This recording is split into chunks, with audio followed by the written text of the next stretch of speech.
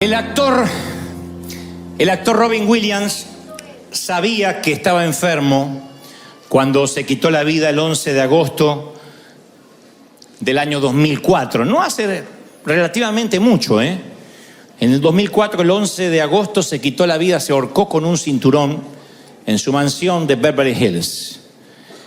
Decían, o dicen los que vivían con él, estallaba en los últimos años en llanto sin motivo, se olvidaba los diálogos que se había aprendido para sus películas, se perdía en medio de una conversación. Su viuda dice, era un desconocido en sus últimos meses. Una de sus maquilladoras de toda la vida dijo, era horrible verlo que al final del rodaje se ponía a llorar y decía, estoy perdiendo la capacidad de hacer reír, que es lo único que sé. Y hace poco salió una biografía de la vida del artista que muestra al hombre detrás de los personajes, y él tenía un temor, una paranoia, que traía desde que era muy jovencito, temor a enfermarse. No era hipocondríaco, pero tenía temor a enfermarse. Y cuando se quita la vida, hacen una autopsia como corresponde, según la orden forense, y descubren que tenía una enfermedad neurodegenerativa, se llama la demencia con cuerpos de Lewy. Los cuerpos de Lewy es una de las terceras enfermedades de demencia en el mundo. Se le dice cuerpos de Lewy porque son unos cuerpos llanos que aparecen, son como estructuras proteicas que aparecen y se instalan en las neuronas, y entonces a partir de allí todo se empieza a degenerar en un efecto progresivo de degeneramiento del cerebro. Así que el actor de Buenos Días Vietnam, Patch Adams, una noche en el museo, un día se quitó la vida y decidió que era lo mejor, puesto que no quería que le tuvieran lástima. Cuando yo recordaba la historia de Robin Williams, porque he visto sus películas, me parecía un actor, y me parece un actor estupendo, un comediante extraordinario, yo pensé que la sensación del miedo viene de muchas maneras.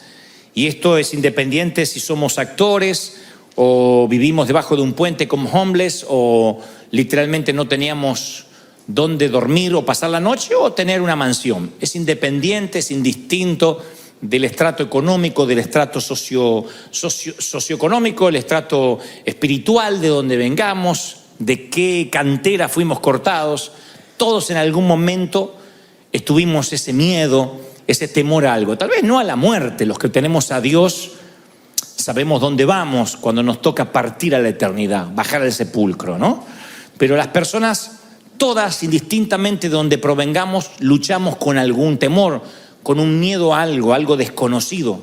Y yo llamé al temor una curva en el camino, porque es la curva, cuando uno va en la ruta, es el momento donde uno no puede ver lo que acecha a la vuelta de la esquina. Una sensación mínimo de inseguridad. Y en la vida, las curvas en el camino es cuando no sabemos qué viene. Ya sea que acabamos de casarnos o acabamos de divorciarnos. Ya sea que salimos del panteón o salimos de la nursery. Siempre hay un momento donde decimos, lo que viene no me compete, no sé, no tengo el resto del plano. Y esa curva en el camino produce, más que ansiedad, el temor. Si vamos a estar a la altura de las circunstancias. Si vamos a poder hacer frente a lo que viene. Y el temor es parte de la trama de la vida. Es imposible vivir sin miedo. El miedo no se lo puede ignorar, hay que enfrentarlo. Pero el miedo es parte de la vida. Y es un instinto básico de supervivencia. Hay un miedo que es saludable. Hay un miedo que no llega a ser tan poco miedo, sino precaución, pero que es primo hermano del miedo, que hace que uno mire a la derecha y a la izquierda antes de cruzar una calle. El miedo hace que uno se coloque el cinturón de seguridad cuando uno sube al automóvil. Es un miedo saludable, es un instinto de supervivencia. Que uno trate de atajarse así cuando ve que alguien va a arrojar una piedra, o cuando hay una explosión, que uno intente tratar de protegerse. Pero hay otro miedo que es una fobia, que no resiste análisis, que no resiste el sentido común. Existe un tipo de miedo que es la fobia, que uno no lo puede explicar, y yo no subestimo al que tiene fobia, Cuando digo no lo subestimo, no digo es un espíritu. Yo no puedo decir el que tiene una fobia le agarró un demonio, porque me consta que las fobias comienzan con una pequeña puertecita y después se transforman en un monstruo que navega en las profundidades de nuestro alma y no se ve. Nada más que el que lo siente, lo sufre. Porque una fobia es cuando el temor y la razón no están en contacto. Tienes miedo y no hay razón para tener miedo. Entonces vas y le dices a alguien, ora por mí porque tengo miedo, y la otra te dice, no tengas miedo, no te preocupes, y te da una serie de frases comunes que no llenan tu motor, no llenan tu tanque, no te calman, sigues teniendo ese temor porque ya está afianzado como una fobia. 1 de cada 10 de los que hoy están aquí en River Arena, 1 de cada 10 sufre de alguna fobia, algo que no puede superar. Fobia a los lugares abiertos, fobia a las multitudes, fobia a los espacios cerrados, no sé, a los elevadores, a andar por la calle, a la migra. Hay gente que tiene fobias a algo. Y después estamos los otros 9, que no tenemos una fobia declarada, pero que sí transitamos por el jardín del terror de la vida. Que muchas veces un golpe, un infortunio nos hace temer. El temor, uno apenas le abre una puerta, el temor dice, permiso, mete un pie, y después se te instala, de modo que se transforma en una paranoia. Y preguntas, yo tengo temor, y dice, hay gente que dice, no sé si hay vida después del divorcio, no sé si voy a poder subsistir. Otros dicen, yo no sé si hay vida después de la muerte de un cónyuge, la pérdida del sustento. Yo he tenido mis propios momentos de temor abrumador. La primera vez que me paro ante un gentío, ante una multitud, yo me acuerdo todavía lo que sentía. Imagínense un muchacho introspectivo, lleno de complejos. De pronto hablarle a un gentío yo dije, me voy a orinar acá. Yo tenía terror, no me salían las palabras, no podía mirar a la gente a los ojos. Recuerdo ese temor abrumador. Recuerdo el temor abrumador de salir al hospital con un niño, uno de nuestros niños lleno de sangre, que estaba mirando por una ventana en un altillo, de pronto tropieza, no sabemos con qué, se abrió la cabeza, lleno de sangre, y envolverlo en toallas, subir a un taxi y correr al hospital. Cuando dentro del miedo los protagonistas son nuestros hijos, es peor que miedo, es terror. Estuve ahí cuando lo tenían que coser sin anestesia porque no había tiempo, y yo me acuerdo estar ahí y decir, Señor, que no pase nada, que no pase nada. Yo sé que hay papis aquí que han vivido situaciones así, mirar a su hijo jugar al fútbol, a lo que sea, y de pronto ve que alguien lo golpea, cae y se queda inmóvil unos segundos.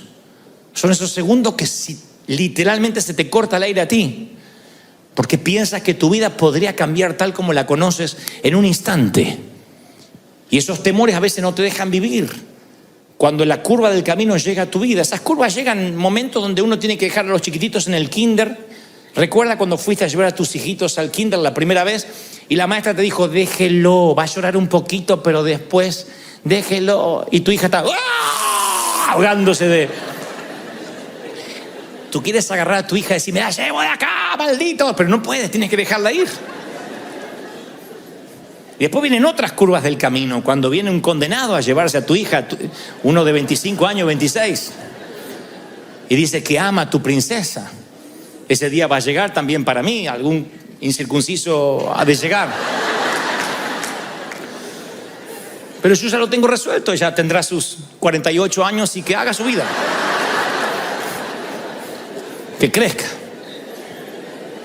Hija, ya tienes casi 50, creo que puedes cuidarte sola. Curvas del camino, en que uno dice, no sé qué va a ocurrir del otro lado, pero el temor alguien lo definió como un pequeño chorro de duda, unas goteras de duda que fluyen a través de la mente y luego producen un canal tan grande que todos los pensamientos se escurren por ahí, todos los filtras a través del temor. Y esos temores crecen día a día hasta que nos encontramos paralizados, incapaces de hacer cosas para Dios, incapaces de creerle al Señor, porque el temor te va envolviendo. Dicen los psicólogos que hay 6 tipos de miedos, independientemente de los que no son fóbicos inclusive, pero hay 6 miedos que todos los seres humanos luchamos en algún momento: pobreza, crítica, pérdida del amor, que te amen o dejes de amar, enfermedad, vejez y muerte. Y cuando esas 6 cosas pasan por la vida, porque son estaciones donde sí o sí tenemos que atravesar, uno se llena de temor, son curvas del camino. Y el Señor me mostraba una historia de temor notable y de cómo el temor puede cambiarte y arruinarte la vida y robarte lo que Dios ya te dio. Hay gente que yo estoy seguro que por el temor se está perdiendo bendiciones, se está perdiendo amor, se está perdiendo a su pareja, se está perdiendo empresas, se está perdiendo ministerios. Y no es que Dios no se lo quiera dar, el temor no les permite ver, les impide ver lo que Dios tiene. Hay una curva en el camino que no les deja ver y los llena de ansiedad y no avanza. Y las Escrituras hablan justamente cuando la delegación de espías, en el éxodo de Israel, la delegación de espías fueron a espiar, valga la redundancia, a Canaán. Moisés recibe de parte de Dios que por cada tribu, 12 tribus, tiene que elegir un delegado. Y esas 12 tribus eligen cada uno un delegado, 12 delegados, 12 espías, van a ver qué hay en la tierra prometida. Ya estaban allí. Así que se reúnen en una asamblea en Cades Barnea y dicen, bueno, vamos a decidir qué es lo que hay, vamos a hacer un reconocimiento. Dios nunca les envió a los espías para consultarles si conquistaban o no. Dios nunca les dijo, miren, ahora son mi board. Si ustedes después por mayoría votan que no, no lo hacemos. Probamos otra tierra prometida. No. Aquí van a una experiencia de reconocimiento. Nada más. Era un equipo de avanzada para la conquista. Dios dijo, esta es la tierra que ya les entregué. Noten el verbo, nunca dijo que les voy a entregar, vamos a ver si se las puedo dar. Ya les entregué, ese es el hogar final, luego de generaciones de esclavitud en Egipto. Estamos hablando del suelo patrio de Abraham, el sitio donde iban a plantar la bandera finalmente, el suelo patrio de sus sueños. Pero Canaán era la curva en el camino del Éxodo y los israelitas no podían ver a la vuelta de la curva. Así que envían 12 espías después de la asamblea. Y 10 de ellos, la historia la conocen todos, 10 de ellos vienen con un reporte negativo. 2, Josué y Caleb, que la Biblia describe que tenían otro espíritu, otra atmósfera, otra manera de pensar. Dicen que sí se podía porque Dios ya se los había dado, dijo los vamos a comer como a pan. Pero eso eran Josué y Caleb. Los otros 10 dijeron no, nos vimos a nosotros como langostas. Hay unos gigantes espantosos del otro lado, están armados hasta los dientes. Cuando vayamos nos van a liquidar. Y este informe negativo produjo una infección de temor que duró 40 años. No una semana, no un mes. Les costó años de penas y tragedias. Dios nunca había establecido ese espíritu de temor que trajo de vuelta al comité de recomendación. Era un espíritu de temor que se enquistó en el pueblo. 10 tipos infectaron una nación por 4 décadas mínimo. 10 tipos. Yo digo, qué increíble que 10 puedan infectar toda una nación. Les metió temor, les infundió un espíritu de miedo. Ahí es cuando el Señor me decía ayer, quiero que le digas a mis hijos que el temor ignora mis planes. El temor ignora el plan de Dios. Dios te puede dar un plan, Dios te puede dar un proyecto y tú dices, sí, Dios me lo dio. El temor va a hacer que te olvides del plan, si permites que el temor tome control. Aun cuando Dios te dio la palabra, el temor va a tomar el control, se va a poner al timón y va a poner a la palabra de Dios en el asiento trasero. Hay mucha gente acá que a mí me consta que tiene capacidad, que Dios está dispuesto a darle recursos, a conectarlos de manera divina con gente que no conoces, que vienen a ti a abrirte las puertas. Todo está listo para que el efecto dominó se produzca y el temor se para la puerta como el matón del barrio y te dice, acá no pasas. Es lo que le pasó a Israel, no pudo atravesar esa última línea. Dice la palabra en Deuteronomio 1:19, y salidos de Horeb anduvimos por aquel grande y terrible desierto, por el camino del monte del Amorreo, y llegamos hasta Cades Barnea. Entonces os dije, habéis llegado al monte del Amorreo, el cual Jehová nuestro Dios nos da. Dios ya te dio. No termina este año sin que te convenza de que Dios ya te bendijo. Dios ya te dio. ¿Lo crees? Mira, Jehová tu Dios te ha entregado la tierra. Sube. Si yo te dice te la entregué, sube y toma posesión, cabezón. Te la entregué. Sube. Pero uno va creciendo, se va volviendo más adulto y por dentro gente más pequeña. Y el Señor dice, aquí está la tierra, tómala. Pasaron tantas cosas y no podían cruzar la línea final. Yo sé que hay gente aquí esta tarde que muchas cosas de la vida le han pasado terribles situaciones, infortunios, y no está pudiendo cruzar la línea final en algo. El Señor me mostraba gente que estaba ahí. Estira la mano y ya tiene las uvas. Hace un paso y ya está en la tierra que fluye leche y miel. Pero hay gente que no puede cruzar la última línea. Yo conozco amigos míos que se arrepintieron en el altar antes de casarse. Y yo le decía, ¿pero amás a la chica? Sí, es la mujer de mi vida. ¿Y? No, el casamiento me dio una cosa. Y salió corriendo en la línea. Conozco otros que se prepararon en los seminarios, estudiaron. Y un día al relazarse Dios le dice, ve, esto es tu comisión, tu asignación divina. Y en la última línea se quedaron. Luego los vuelvo a encontrar y le digo, Dios no te había llamado. No, pero estoy trabajando de esto ahora porque me casé y mantener una casa. Pero Dios te dijo que te iba a dar los recursos. Sí, pero al final no se dio lo que esperaba. Le puse una señal a Dios que viniera un millonario para darme todo el dinero y entonces iba a ser del Señor. Tu abuela, Dios no actúa así. Las señales siguen a los que creen, no los que creen siguen las señales. Las señales siguen a los que creen. Y en la última línea se queda. Entonces yo estoy convencido de que Dios tiene un territorio a nombre tuyo. Que hay algo que no estás reclamando. Que algún día vas a llegar al cielo, Dios te va a llevar a un warehouse con tu nombre y un montón de paquetes cerrados. Así como UPS o FedEx, va a haber un montón de paquetes y vas a decir, ¿y eso? Bendiciones que no abriste. No que no te di, que no abriste, que dejaste en la puerta. Bendiciones que te arrebataron. Yo estoy seguro que va a entrar una soltera así, diciendo, Señor, me pudiste haber bendecido con uno. Y Dios te dice, mira, ahí tenías el musculoso... encima argentino, todo tenía. Ungido. Y ahí tenías un pelirrojo y allá tenías un rubio, porque si no te gustaba este, yo tenía otro plan B. Y huérfano, sin madre, todo. Hay gente que se va a enterar lo que se perdió por no cruzar la última línea. Así que yo creo que el temor ignora los planes de Dios. No solo los ignora, sino que distorsiona los propósitos divinos. ¿Qué es distorsionar? Cuando no estás viendo correctamente. Como esos espejos que distorsionan la visión. Yo creo que algunos pierden la perspectiva. El miedo es tanto que pierden la perspectiva de lo que están viviendo. Escuchen lo que Moisés recrimina que hace el pueblo. En Deuteronomio 1:27 dice, y murmurasteis en vuestras tiendas. No es que él los vio murmurando afuera, que se juntaron afuera en la plaza. En las tiendas, el Espíritu Santo se lo reveló. Esto va para los que dicen, no, yo no murmuro, yo me desahogo en familia.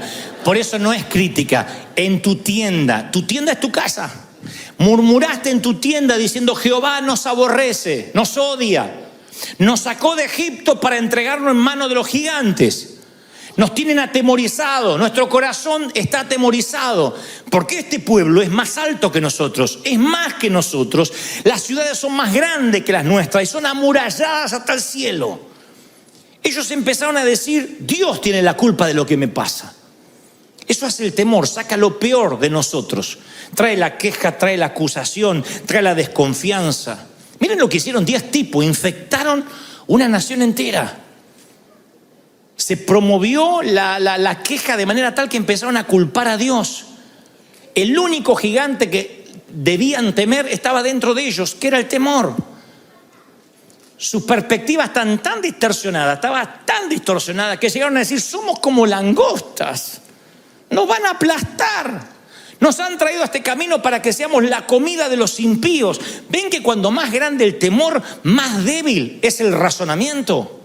No razonamos. El temor distorsiona nuestra perspectiva de los propósitos de Dios y encima lo culpamos a Dios. Me acuerdo exactamente que un día subo a un avión, iba para cierto país y abrí una rendijita de temor pequeña a volar. Miedo a volar. Yo no puedo tener miedo a volar. Que yo tenga miedo a volar es como que un pintor tenga miedo a la pintura, que un chef tenga miedo a la comida. Yo vivo volando. Y cuando subí a un avión me acuerdo que se movió más de la cuenta, que las turbulencias son algo natural, normal. En las leyes de aerodinámica un avión se tiene que mover. Y sin embargo yo me empecé a preocupar y dije, opa, me agarró miedo. Pero dije, bueno, Señor, es un momento. Ya a la vuelta del viaje, ya venía con más miedo, el avión se movió un poquito, ya llamé a la azafata, le digo, señorita, haciéndome el vida resuelta, ¿no? Señorita, por favor, un juguito de naranja y una pregunta. Es como cuando uno va a la farmacia a pedir una aspirina y un supositorio, ¿no? Que uno dice, una aspirina y un supositorio. Bueno, así, jugo de naranja y una pregunta. Porque en realidad lo llamaba para la pregunta, no para el jugo. Le digo, este avión se mueve mucho así, es normal, es porque es viejito. Y me dice, ¿usted es novato viajando? No, yo viajo hace como 20 años. Ah, señor, no se preocupe. Sí, y el avión iba así, se movía la azafata. No se preocupe, es normal. Y ahí el temor empezó a crecer. No sé por qué, fue hace varios años, empezó a crecer. A tal punto que me paralicé. Y no es que le tenía miedo a la muerte. Dije, en el avión no me quiero morir, prefiero morirme en una cama. En el accidente terrestre es más fácil, es más rápido. Viene el chinito de frente, ¡ah! Muy ya está. Pero el avión vas cayendo. Y me agarró un temor. Tuve que hablar con un piloto. Conocíamos una amiga que tenía un hijo piloto y tuve que decirle, mira, quiero que me mostró videos de cómo las alas resisten, que le paran un tractor arriba, que cómo prueban a los aviones. Me dice, no te preocupes. Le digo, ¿qué pasa? Y le empecé a preguntar cosas. Tuve que hablar con un piloto porque no me podía sacar el temor. Pero esto no es el tema. El tema es que yo empecé a culpar a Dios, igual que ellos. Yo empecé a rechazar invitaciones, empecé a no ir a ningún lado diciendo, Dios me metió este temor para que yo no viaje. Él es sabio. Y a veces, ¿qué me culpas a mí? Miedoso, yo no te metí ningún temor. Empecé a rechazar invitaciones, empecé a no querer ir a ninguna parte. Me llené de miedo. El enemigo dijo, si a este le pongo un temor de volar, no va a producir ningún impacto en ninguna parte.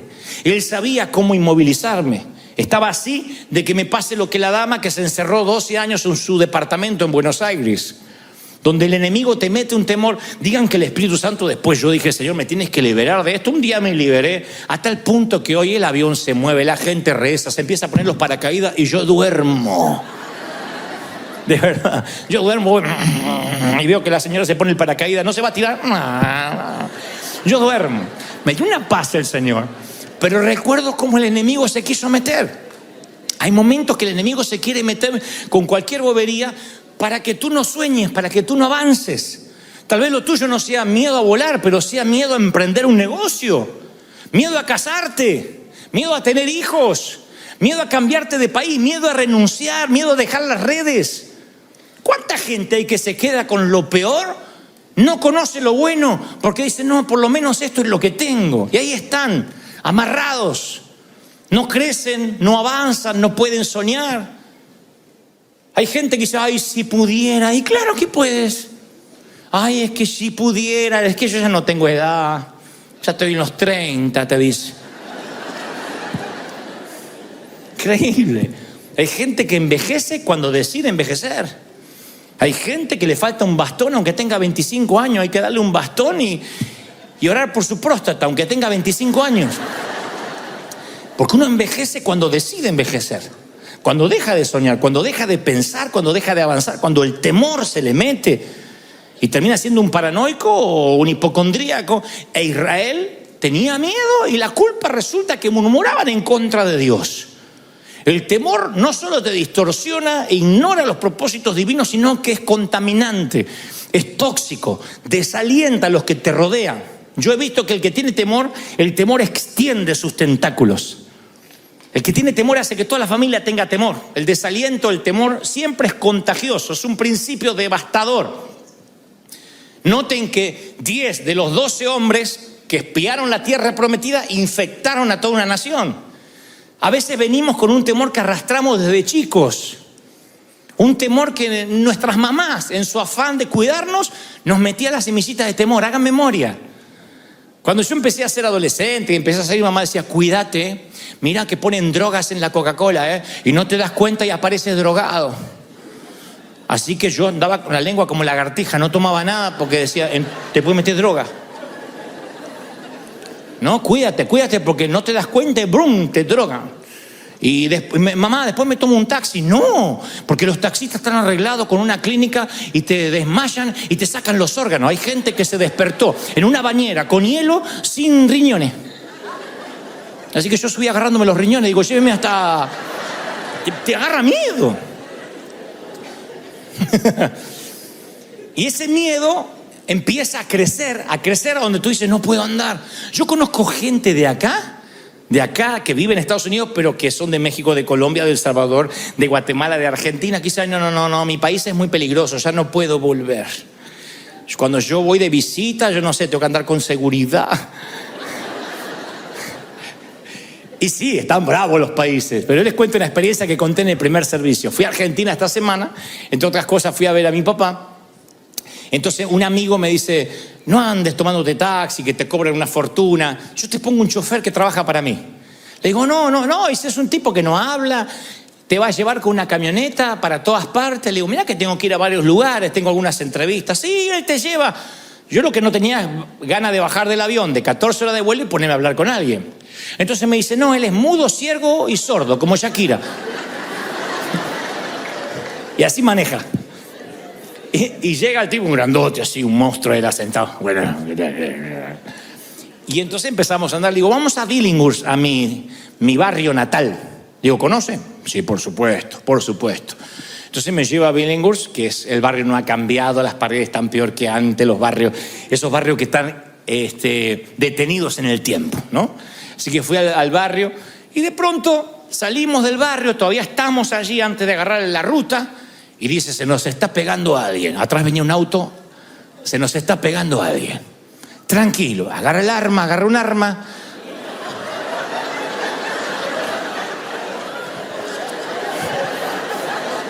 Ah, sí, porque yo no nací en Buckingham, de ahí vengo. Entonces agarré el arma y dice, tranquilo, flaco, tranquilo. Ah, parece que lo viene a ver a usted. Y el tipo, para la camioneta y se baja y golpea la ventanilla. Y dice, Dante Gebel. Baje, como diciendo, baje que cualquier cosa yo le pego un tiro. Al otro, no a mí. Entonces, y había un muchacho que estaba todo con su ropa así de mecánico, no sé qué. Me dice, Dante, te vi acá en el barrio, por eso empecé a seguir tu auto. No te acordás de mí, no estás el negro, soy el negro, decía. Y no me pude acordar. No, pero yo me acuerdo, yo creo que él o soñó que era mi amigo o Dios me hizo olvidar del negro. Yo soy el negro, ¿no te acordás? No me acuerdo, ¿cómo que no? Yo estaba de novio con la Marisa. ¿Te acordás? La Marisa, la que está el negro. Y como me insistía tanto que habíamos compartido la cuna, entonces, ¿qué se hace en esos casos? Negro.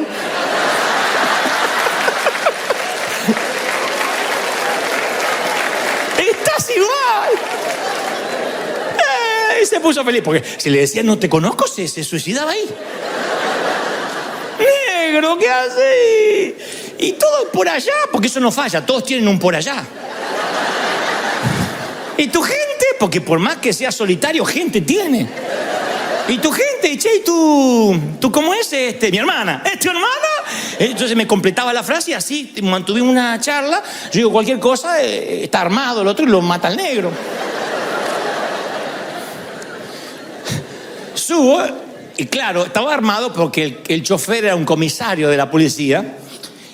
Había sido comisario ahí en mi barrio. Ahora es un policía retirado y tiene portación de armas, ¿no es cierto? Entonces me decía, no, es que aquí yo sé que su seguridad es muy importante y si veía que se ponía la cosa fea, me decía. Dice, ¿conoce al caballero? Eran amigos de la infancia y no tengo la menor idea quién es. Sé que es el negro.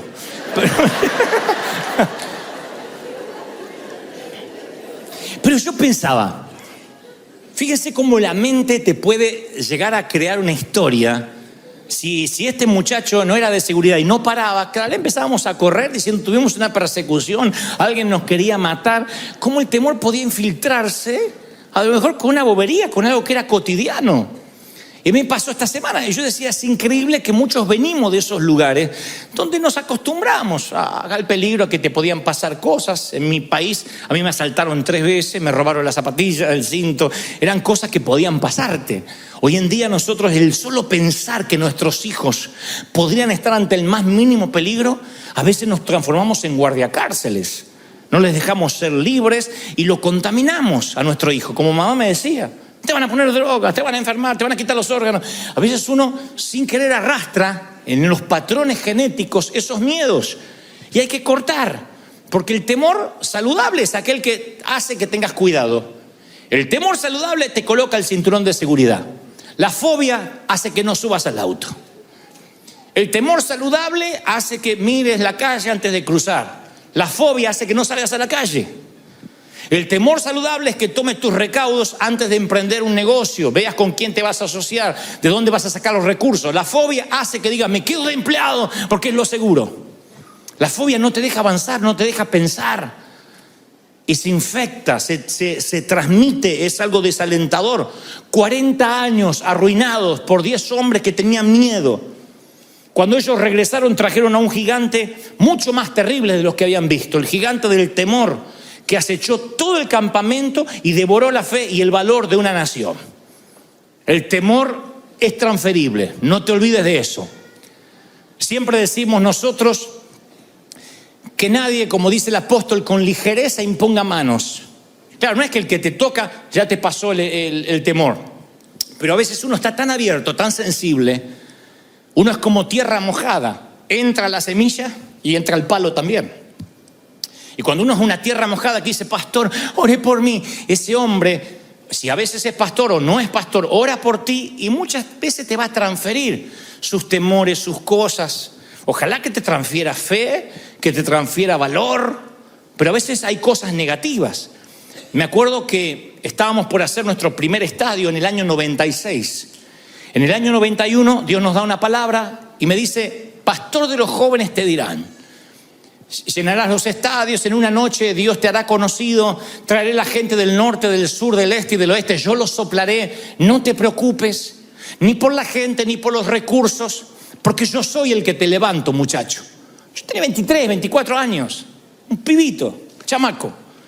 Y Dios nos da una palabra de fe, y en fe vamos al estadio, rentamos el estadio en fe, pagando una pequeña parte, una seña, diciendo que el resto lo vamos a pagar después que se termine el evento. Tuvimos favor con el presidente del club. El presidente del estadio Vélez, llamaba Gámez, me dice, ok, ahí está el estadio, pueden hacerlo. Pero unas semanas antes yo voy a predicar a una pequeña iglesia de provincia, donde hay un pastor que todavía recuerdo, no le diré quién es por una cuestión de no herir susceptibilidades. Le digo, pastor, ¿no orás por mí porque voy a hacer un estadio? Y él me dice, pero no te conoce nadie. ¿Y los recursos? No tengo nada, pero Dios me dijo. Bueno, me impone las manos y ora.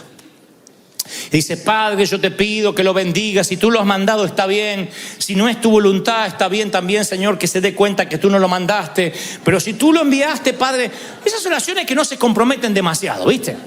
Si te sanás, gloria a Dios. Y si te morís, porque Dios quería que te muriera. Esas oraciones que no se comprometen. Cuando termina de orar, me dice, estás loco. Yo oré, pero estás loco, flaco. Esto es un suicidio. ¿Quién te va a ir a ver? No te conoce nadie. No, yo ni loco. Claro, era el pastor de una iglesia más o menos pequeña, con un montón de temores. Y ahí me di cuenta, sin querer, que me lo había traspasado los miedos. Me fui a dormir con un miedo. Me levanté con un terror. Que dije, vamos a suspender todo, suspendamos, esto no es de Dios. Me olvidé de las palabras proféticas, me olvidé de lo que Dios me dijo, de todo. Un terror de que no iba a poder pagar, que iba a terminar preso, soñaba de que salía al estadio y no había nadie. Y había un compañerito del colegio que decía, ¡ja, ja! Y se reía de mí. Soñé que salía, ¡ay! Me había olvidado de vestirme. Mire, el temor abrió una puerta y todos los pensamientos se filtraron por ahí. Volvimos a orar con el equipo de profetas, unas hermanas que oraban, y dice la hermana, el Señor me muestra que un espíritu de temor se metió en ti. ¿Te hiciste orar por alguien? Sí, un pastor. Dice, bueno, te transfirió el espíritu de temor, te transfirió el espíritu de miedo, y hay que cortar ahora. Fíjense lo importante. que uno a veces va por la vida. ¿Puedes creerlo o no? Yo lo viví. Y yo sentía que no podía avanzar y dije, lo vamos a cortar porque te hicieron una oración hechicera. Y yo digo, ¿qué es una oración hechicera? Dice, cuando alguien sin querer te maldice, te ata, te cierra. Esa gente que va a tu casamiento y dice, bueno, que la pasen bien, estos van a durar lo mismo que un gas. Y se va. Tú sientes la vibra. Vieron que hay gente que es así. Los creyentes solemos ser así. Te estás casando y yo te digo, espera, no te metan los cuernos, vamos a esperar. Me compré un auto. Espero que no te mates con toda tu familia adentro. Así los creyentes escriben en las redes. Decimos, estamos bendiciendo. Espero que esto dure. Espero que esto sea de Dios. Espero que no sean puras emociones. Ven la foto de ustedes llorando. Espero que no sean porque van a ver un comediante. O sea, la gente a veces suelta palabras que si no estás cubierto con la armadura de la fe, no estás cubierto por la sangre de Cristo, esos temores vienen hacia ti y te detienen, te estancan. Gente que está esperando que te vaya mal. Pero la Biblia dice que mayor es el que está con nosotros que los que vienen en contra. Mayor es lo que Dios nos dio. ¿Tú lo crees de verdad? Y resistimos. Entonces cuando quiere venir el temor se va. Y yo hasta el día de hoy me cuido de quien me ora. Y a veces para no ser grosero alguien me dice, déjamonos orar por ti. Yo digo, Señor, me cubro con tu sangre ahora. Y ni lo escucho. Porque yo creo en la transferencia de espíritus. El temor ignora las promesas de Dios.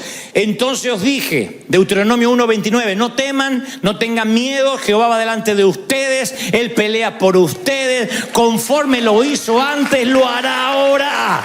Él está delante, Él está detrás, Él estuvo en la columna de nube y en la columna de fuego, volverá a estar. ¿Tú lo crees? ¡Aleluya! La Biblia nos dice que Él los había llevado, literalmente dice, yo los llevé como un padre a sus hijos, como trae el hombre a su hijo por todo el desierto. Dios los trató como infantes al pueblo de Israel. Los alimentó, los sostuvo, los mimó, los apapachó. Ay, ¿tienen hambre los nenes? Ay, cae maná otra vez. Y caía el maná. Estamos hartos de maná, vengan las codornices. Dios los alimentó, los bendijo. Ahora tenían que pasar el examen. A veces vamos por los desiertos y los desiertos en la vida es para que creemos lazos con nuestro Padre. En los desiertos aprendes a hablar con Él, en los desiertos ganas intimidad. Y Dios quería que lo amaran por lo que Él es, no por lo que les daba. Así que el desierto fue una etapa donde era el tiempo en que ellos tenían que sacarse a Egipto de dentro. Salieron de Egipto en cuestión de horas, pero Egipto de dentro les tardó 40 años y a algunos no se les fue. De hecho, murieron ahí en el desierto. La esclavitud es tan fuerte en algunos, el miedo es tan fuerte que a veces tarda años en que empieces a confiar en las promesas de Dios. Y Dios le dice a Israel, así como yo estuve, yo voy a estar, yo no cambio. Le estaba diciendo, no mires lo que los faros delanteros de tu automóvil te muestran, que son los gigantes. Te doy permiso para que mires por el espejo retrovisor y veas cómo yo estuve, cómo nunca te he fallado.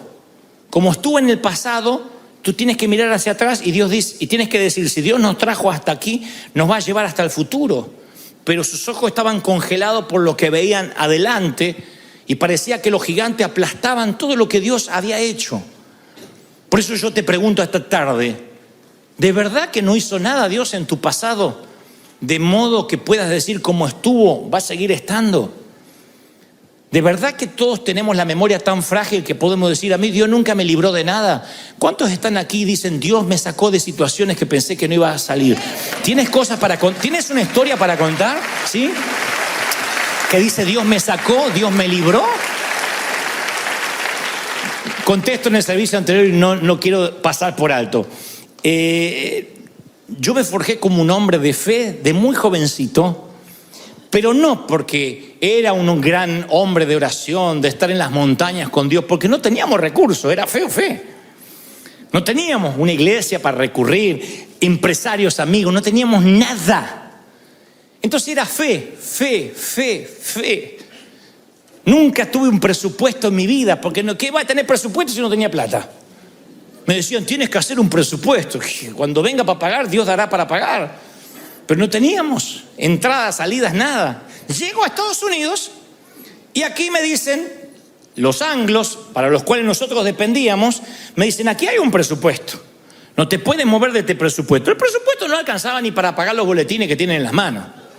Y yo digo, ¿cómo vamos a predicar? ¿Cómo vamos a hacer tal cosa? No sé, el presupuesto. Aquí se maneja por planillas Excel. Lo que está dentro del presupuesto puede gastar. Sí, pero necesitamos más músicos. No está en el presupuesto. Entonces, durante meses yo empecé a ajustarme el presupuesto. ¿Cuánto hay? ¿Cuánto puedo gastar? Y había poquito y yo decía, Señor, ¿qué pasó? Es como que Dios no pudo pasar la migra, como no lo dejaron venir para acá. Que Dios quedó de México para allá, Estados Unidos, Dios acá no operaba. Y un día el Señor me dice, yo soy el mismo Dios de ayer. Quiero que mires por el espejo retrovisor, que dejes de mirar los gigantes y mires de dónde te traje, cómo te formé, qué pasó en tu desierto, quién te sustentó, quién te mantuvo, cómo fue tu éxodo. Ahora te encontraste una curva en el camino y te morís de miedo. Entonces llamo a Argentina a un amigo que tengo allá y le digo, búscame en un lugar que habíamos dejado un depósito, cajas, mis periódicos, las revistas donde yo haya salido. Y este habrá pensado, le agarró el espíritu de megalomanía, que querrá verse a sí mismo. Le dije, quiero que me traigas todos los recortes de periódicos, qué dijo la prensa, quiero que los traigas. Y cuando vengas aquí a Estados Unidos, me traiga los recortes. Me trajo un pilón así. Empecé a recortar y mandé a hacer cuadros. Dice el pastor de los jóvenes anoche llenó el estadio, no se sabe dónde saca el dinero, pero ahí está. Todo. Toda nuestra oficina hay cuadros memoriales de lo que Dios hizo. El que va y no conoce mi corazón piensa, mirá, este se está mandando la parte de quién fue o qué hizo, pero es para mí. Cada vez que alguien me viene a decir, no hay plata, no tenemos, no hay, el Señor me dice, vuelve a mirar lo que yo hice. Como estuve contigo, yo voy a estar en tu futuro, voy a estar en tu presente, voy a seguir estando contigo. ¿Tú lo crees de verdad?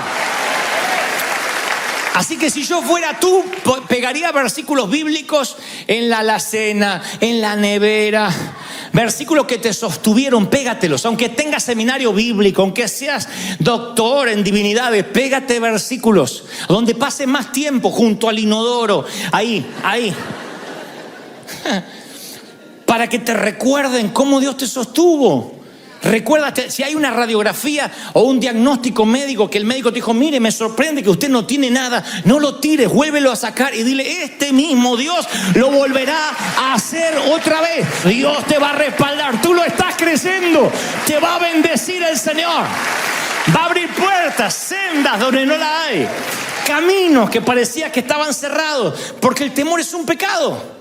El temer es un pecado. Dios le dice, no quisiste subir, fuiste rebelde al mandato que yo te di. El temor es lisa y llanamente desobediencia. Cuando la palabra dice no temáis, es en el orden imperativo, es una orden, no temáis. ¿Cuántas veces Dios te tiene que decir no temas?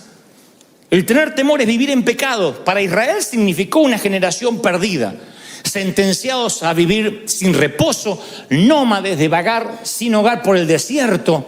Hasta que el último murió, no entraron al hogar.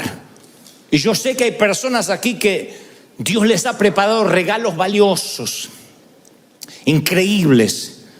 Tienen ahí están a punto de tomarlo y sin embargo el Señor dice, te vas a vagabundear por el desierto o por el cementerio de los sueños rotos. Porque ¿qué pasa si tomo la decisión equivocada? ¿Qué pasa si no es el compañero para mí? ¿Qué pasa si me voy de misionero y extraño? ¿Qué pasa? Y los que se niegan a obedecer a Dios se condenan a vagabundear en el desierto de los sueños que nunca pudieron ser. Yo estoy convencido que el temor es una curva del camino, pero estoy convencido que los que no toman la curva dejan de avanzar. Y el Señor dice, cobrad ánimo, esforzaos, no teman. Yo voy contigo, no te dejaré, no te desampararé. ¿De quién temeré? Jehová es la fortaleza de mi vida. Jehová está conmigo, no temeré lo que me pueda hacer el hombre. ¿Están conmigo? No temas, dice el Señor. Y te digo lo que dije hoy esta mañana temprano, no te rindas.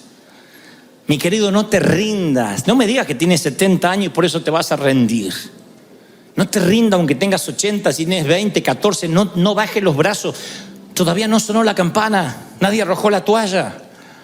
Y si te caes en el cuadrilátero, bueno, te vuelves a levantar. Y si te equivocas, te vuelves a levantar. Abajo hay una red llamada gracia. Caes en la gracia y te vuelves a levantar. Pero no te rindas, pelea. Ofrece batalla. No te des por vencido. Pelea por tus sueños, pelea por tu compañía. Lo que tengas que hacer, hazlo pronto, porque la vida se te va a escurrir. Y el temor lo que hace es esclavizarte y robarte lo que no se puede recuperar: tiempo. El dinero sí se puede recuperar. Nos consta de gente que ha estado en quiebras financieras y salió adelante. Pero el tiempo, ¿quién te devuelve los años no bailados? ¿Quién te devuelve los años que no bailaste? Los años que no celebraste. ¿Quién te devuelve los años que no amaste?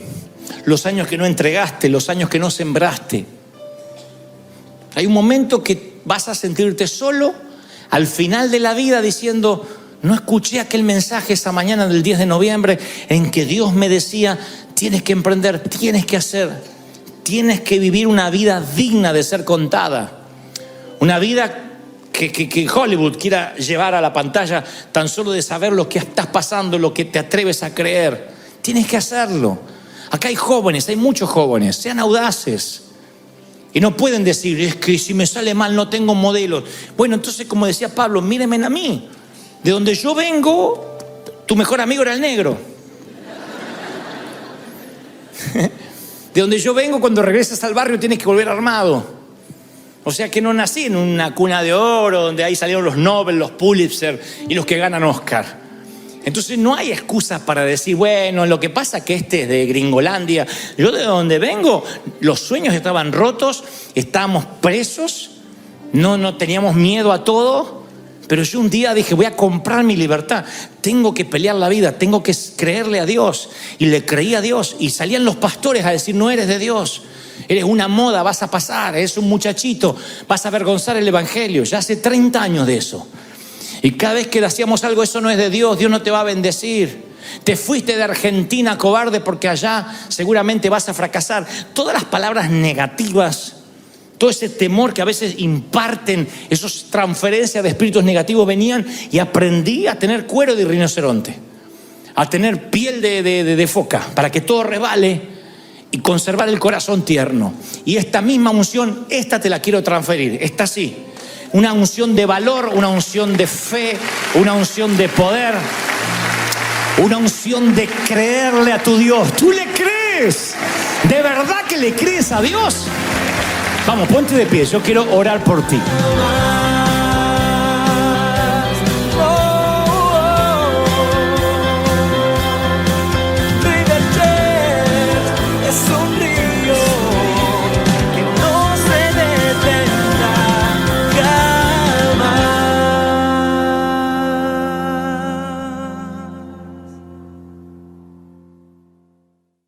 La Biblia habla en el libro que lleva su nombre que la palabra del Señor vino a Jonás y le dijo: ve a la ciudad de Nínive, proclama contra ella, porque su maldad ha llegado hasta mi presencia.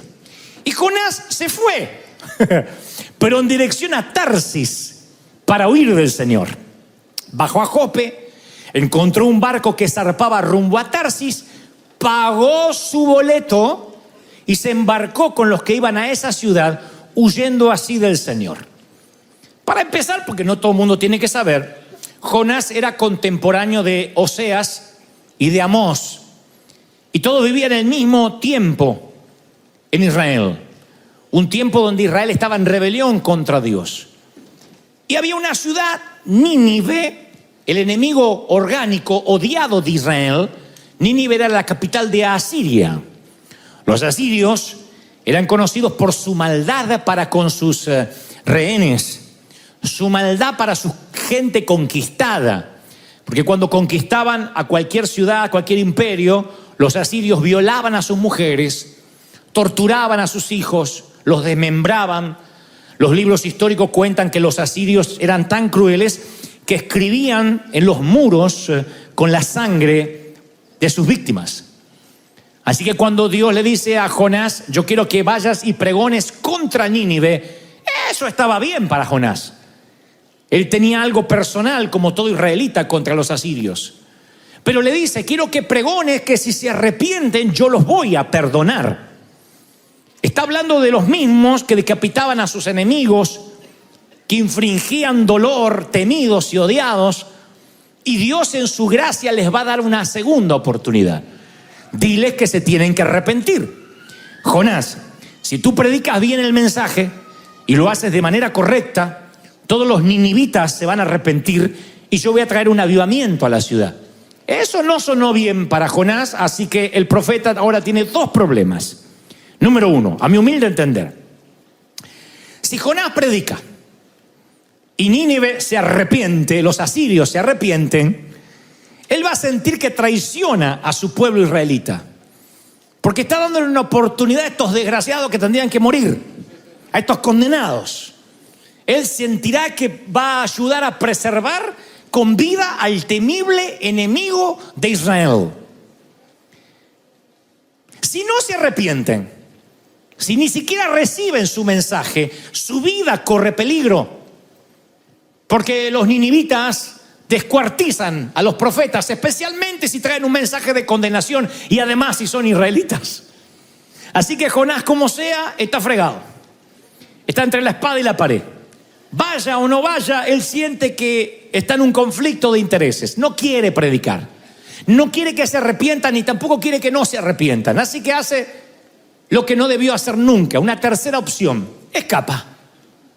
No acepta lo que Dios le dice, se rebela, encuentra un barco hacia Tarsis, paga su boleto y se sube a bordo. Ahora, este es el primer principio. Permíteme dibujarte un mapa mental. Nínive estaba literalmente a 900 kilómetros al este de Israel. 900 kilómetros al este está Nínive. Él está aquí, Nínive está a 900 kilómetros al este. Tarsis es una ciudad de Europa, España, está a 4.000 kilómetros al oeste. O sea que realmente este tipo está escapando. 900 kilómetros está la voluntad de Dios, al este. 4.000 para el otro lado no está la voluntad de Dios. Yo encuentro a un hombre que en vez de recorrer 900 kilómetros en la voluntad de Dios, está dispuesto a viajar 4.000 para alejarse de su voluntad. Siempre que uno desobedece a Dios, el viaje es más largo. Quiero que te lo grabes cognitivamente en la corteza cerebral, en tu corazón. Cada vez que uno se mueve de donde Dios quiere enviarte, eso te va a llevar mucho más lejos de lo que planificabas viajar. Cada vez que desobedeces tienes un viaje más largo. Tenía 900 kilómetros obedeciendo a Dios, tiene 4.000 desobedeciendo. Ahora, no necesariamente lo que te está pasando tiene que ver con el enemigo o algo que Dios haya provocado, sino con malas decisiones que tomamos. En algún momento Dios nos envía a hacer algo. Y no hablo necesariamente de ministerio, a veces es cortar una relación tóxica, a veces es iniciar una relación, a veces es terminar con un empleo, a veces es mudarte de lugar, tener una vida intencional, hacer algo. Cuando no lo haces, tú empiezas a viajar en dirección contraria, de modo que te alejas de lo que Dios quería para ti y haces un viaje más largo. Y muchos ni siquiera, no es que no están en Nínive, 900 kilómetros para acá, ni siquiera se quedaron en Israel, mínimo. Se fueron 4.000 kilómetros para el otro lado tomando una decisión a su manera. Y a mi manera puede ser una linda canción de Paul Anka interpretado por Frank Sinatra, pero no sirve para vivir. My way. Uno no puede tomar su propio camino, su propia manera cuando estás en las manos de Dios. Y ese kilometraje, ese millaje adicional es lo que Dios nos quiere ahorrar. Yo entendí, y lo entendí de la peor manera, que los 40 años de desierto no siempre son obligatorios para todo mundo.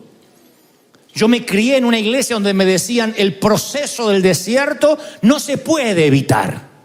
Si quieres la tierra prometida, pasarás por el desierto. Pero yo veo a un Dios que pudo haber llevado a Israel en meses a Canaán, a Cades Barnea. Sin embargo, dieron vuelta en círculos por 40 años, no porque Dios quiso, por deporte. Él no jugaba con los seres humanos como si fuesen marionetas. Ellos decidieron dar vueltas debido a su incredulidad. Y el Señor me muestra a través de las Escrituras que no tienes que pasar ciertos desiertos. Hay gente acá atravesando aguas muy turbulentas. El Espíritu Santo me mostraba gente triste, familias tristes por decisiones que han tomado y están atravesando un viaje a Tarsis que yo no los mandé. Cuando no obedeces a Dios, automáticamente desobedeces. No hay términos medios. La Biblia no tiene términos medios, ni siquiera hay lugares vacíos. O estás lleno de Dios o estás lleno del diablo. O obedeces a Dios o estás en desobediencia. No hay tal cosa como neutralidad. Tú no puedes mantenerte neutral. Tú no puedes estar en la mitad de algo. Tú no puedes obedecer a Dios por aproximación. Bueno, Él me manda a Nínive, pero puedo ir a una ciudad cercana a Nínive. No. Desobedeces, tanto te vayas para allá o a Tarsis.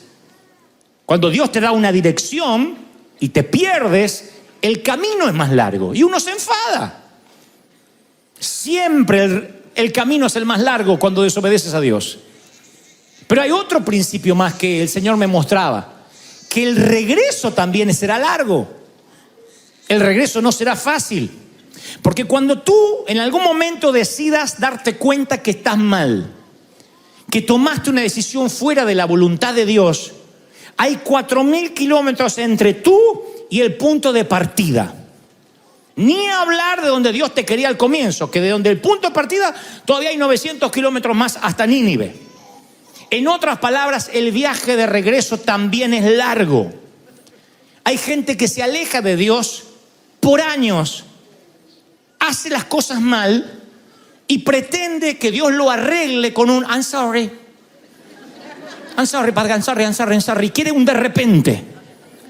Un de repente es la llenura del Espíritu Santo. Pero cuando tú haces las cosas mal por años, el regreso te va a costar. No hay manera de obviar eso, no hay manera de saltarse el hacer las cosas mal. Hay padres que se han venido a este país para trabajar y han dejado a sus hijos en sus países natales respectivos. Me consta, gente que tiene sus hijos allá, los dejó chiquititos. Está bien, no estoy juzgando tus motivaciones nobles de darle una vida más digna a los tuyos. Pero esa desconexión se paga. Ese viaje de regreso es largo. Después viene esa mamá cuando el hijo tiene 20 años y dice: mi hijo está en la droga, mi hijo está perdido. Yo quiero que le ore para que se le vaya el espíritu. Y no es un espíritu. No tiene que ver el diablo. Son años de desconexión que el viaje de regreso te va a costar. Tú no puedes pedir que Dios en un santiamén arregle una vida de hacer las cosas mal. Te perdona. Las cosas son hechas nuevas, pero hay consecuencias que afrontar. Hay gente que no diezma nunca. No diezma porque no tiene, porque no puede, porque no me alcanza. Un día no aguanta más la escasez y pone un diezmo y ya quiere que ocurra el milagro. ¿Qué pasa, Señor? Ya puse el diezmo y yo te estoy probando. Ah, mira vos. Con un diezmo quiere arreglar años de no pagar sus deudas con Dios. Porque cuando uno se aleja 4.000 kilómetros no puede arreglarlo haciendo un ajuste menor. No te puede Dios teletransportar al sitio de origen. Uno se alejó. Ahora no solo son los 4.000 kilómetros hasta Tarsis, sino los 4.000 de vuelta. Son 8.000. En cualquier cosa que hayas decidido mal hay que arreglarlo. Si nunca sembraste nada, no puedes cosechar solamente porque te arrepientes. Dios te perdona, pero no hay cosecha. ¿Cuántos papis hay ausentes de sus hijos, amarrados a una lata de cerveza y a un canal de televisión, y sus hijos durmiendo todo el día o en una habitación lateral, sin conexión, y después ese papá de abuelo quiere cosechar el cariño de los nietitos o el cariño de sus hijos? Y dice: pero no entiendo, si Dios nos perdonó, si Dios hace las cosas nuevas, sí, pero ahora ¿cómo vas a cosechar lo que no sembraste? ¿Cómo vas a cosechar amor si sembraste indiferencia? ¿Cómo pretendes una pista de aterrizaje para tu avión cuando te dedicaste a viajar solo la gran parte de tu vida? Dios no bendice una mala construcción, no la bendice. Yo sé que no oirás esto mucho, pero es mi obligación como papá decirte, Dios no bendecirá una construcción con malos cimientos, sin planos, una casa amorfa. Tú no puedes construir algo a medias y pedir que Dios lo bendiga. Quiero, pastor, que bendiga esto, algo. Dios no bendice una mala construcción, no. Es imposible que yo me agrade vivir de una manera marginal y espere que Dios haga ¡pac! Y me traiga de Tarsis de vuelta. Ya no hablo de Nínive, mínimo en Jope, donde partí. Entonces hay gente que no diezma, que no paga sus impuestos, que yo sé que no pasa acá, pasa en el primer servicio, pero después se los vamos a mostrar a ellos esto. Y pretende que Dios bendiga una construcción amorfa. Gente que hace las cosas mal, que se mete a hacer cosas que Dios no le mandó y dicen, yo quiero que me lo bendiga, póngame la mano. No. Dios no puede bendecir aquello que no tenga que ver con su carácter, con lo que está escrito. Pero no es lo importante que si te vas te alejas y que el regreso también cuesta, sino que si tú vas a Tarsis, tú pagas los gastos. La palabra dice, encontró un barco que zarpaba a Tarsis, pagó su boleto y se embarcó a los que iban a esa ciudad. Hay una lección por el pago de Jonás de su propio boleto. Cuando tú huyes de la voluntad de Dios, tú corres con los gastos. Ni amén, me dice, me miro, no sigo diciendo, ¿qué pasó? No, es que cuando uno se aleja, uno paga los gastos. Tú desafías a Dios, tú pagas el transporte. Si tú vas a Nínive, Dios te paga el boleto, ya tienes el boleto pago, lo retiras de ventanilla. Pero Tarsis, tú corres con los gastos. Si vas para el otro lado donde Dios te mandó, tú corres con los gastos. Yo titulé este mensaje, tú pagas el boleto a Tarsis.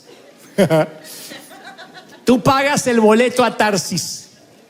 Si algo te está costando más de lo que pensabas pagar, está durando más de lo que pensabas quedarte y te ha llevado más lejos de lo que pensabas ir, es muy probable que estés yendo para Tarsis, que estés en una relación disfuncional, que estés emprendiendo algo que Dios no te mandó, que estés en una iglesia muerta, sin presencia de Dios, y ahí estás, porque tienes miedo de dejar, porque tienes parientes, porque tienes amigos, no sé.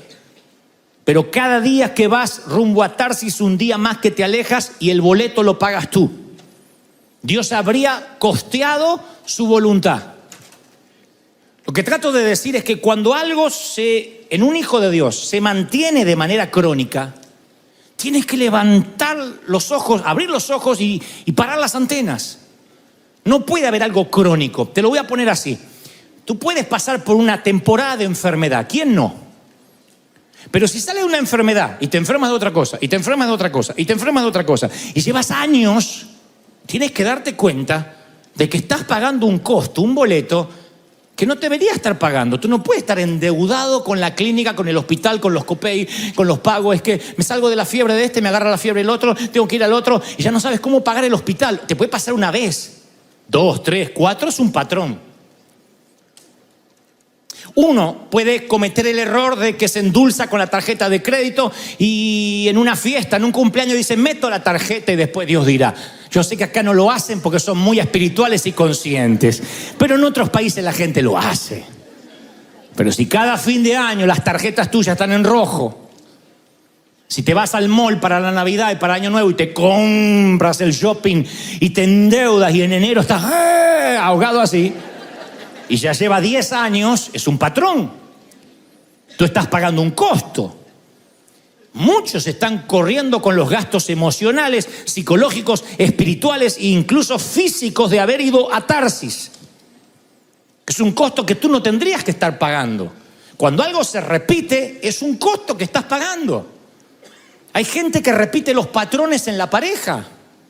Se casa con alguien disfuncional, se llevan mal. Cada uno saca la peor versión del otro, se separa con un dolor porque ese camino de vuelta, ¡ay, es terrible! Y vuelve a agarrarse otro peor. ¡Ay, es Satanás! ¡No! ¡No estás viendo bien! El diablo ni se enteró que te volviste a casar, es tu culpa.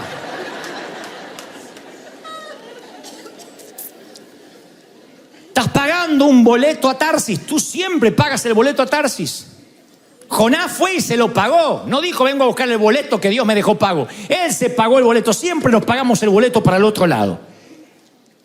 Y se sube y se va a una ciudad de España, lejos, 4.000 kilómetros al otro lado. Técnicamente 4.900 kilómetros para el otro lado donde Dios lo estaba mandando. Fíjate que quería realmente escapar. Ahora, yo sigo leyendo las Escrituras y veo otro detalle que no lo había visto antes. ¿Por qué Dios no impidió que Jonás se subiera en el barco en Jope? ¿Por qué le embarcó en Jope para Tarsis?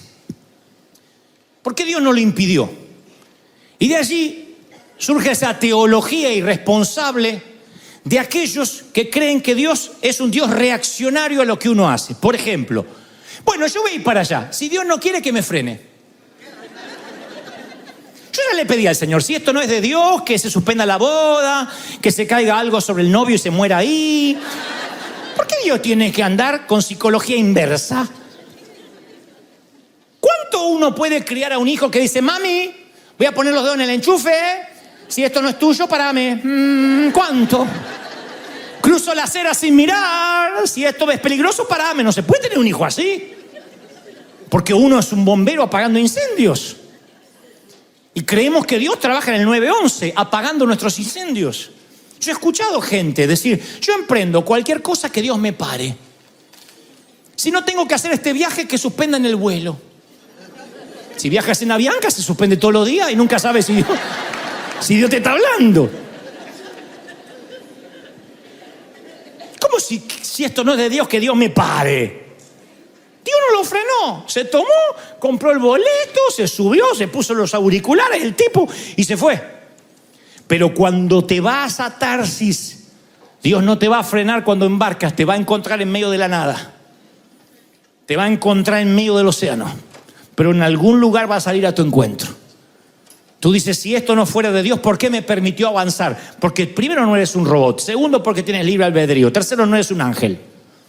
Cuarto, tú puedes hacer lo que quieras.